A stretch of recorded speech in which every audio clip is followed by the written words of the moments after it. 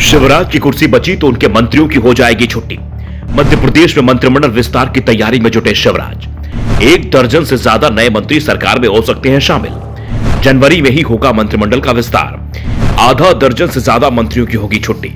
मध्य प्रदेश में विधायकों के दिल की धड़कनें बढ़ी हुई हैं। धड़कन शिवराज सरकार के मंत्रियों की भी बढ़ी हुई है, क्योंकि शिवराज सिंह चौहान को दिल्ली से आदेश मिल गया है।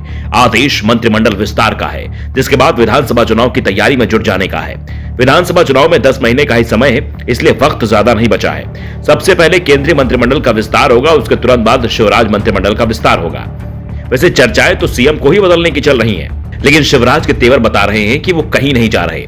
चुनाव तक वो ही सीएम रहेंगे और चुनाव के बाद भी उनकी कुर्सी सलामत रहेगी, क्योंकि एक बार फिर बीजेपी सत्ता में आएगी।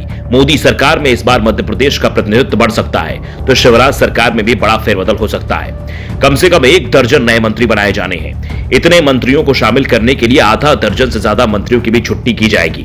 मकर संक्रांति के बाद मंत्रियों के नाम तय करने की कवायद शुरू हो जाएगी और मंत्रिमंडल विस्तार के बाद जो टीम तैयार होगी, उसी के सहारे बीजेपी विधानसभा चुनाव में उतरेगी। मंत्रिमंडल विस्तार शिवराज सरकार की जरूरत ही बन चुका है, क्योंकि इस समय मध्य प्रदेश सरकार का जो मंत्रिमंडल है, वो ना तो क्षेत्र के हिसाब से और ना ही जातिगत समीकरणों के हिसाब से संतुलित दिखाई दे रहा है।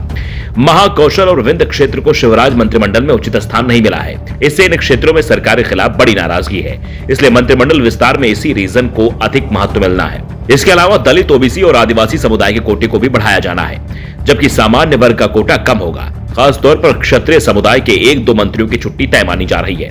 दरअसल मध्य प्रदेश में लंबे समय से नेतृत्व परिवर्तन की अटकलें लगाई जा रही थी, लेकिन गुजरात चुनाव के चलते इसे टाल दिया गया था।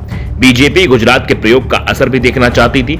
गुजरात में बीजेपी की बंपर जीत के बाद एक बार फिर गुजरात मॉडल पर अगले सभी विधानसभा चुनाव लड़ने की बात चल रही है। बीजेपी ने गुजरात के सभी पुराने चेहरों को किनारे रखकर एकदम एक नई टीम उतार दी थी, जिसका फायदा चुनाव में मिली बंपर जीत के रूप में मिला।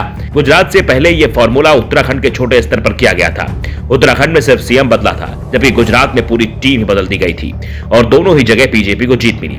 हिमाचल प्रदेश में बदलाव की अटकलें लग रही थी, लेकिन बीजेपी अध्यक्ष जेपी नड्डा जयराम ठाकुर की ढाल बन गए और बदलाव को रोक दिया, और जब परिणाम सामने आए तो बीजेपी के पैरों तले जमीन खिसक गई। अब मध्य प्रदेश में बदलाव के नाम पर यही फॉर्मूला मध्य प्रदेश में लागू करने की तैयारी चल रही है। अगर सीएम नहीं बदला जाता है तो मंत्रिमंडल में बड़ा बदलाव दिखाई देगा।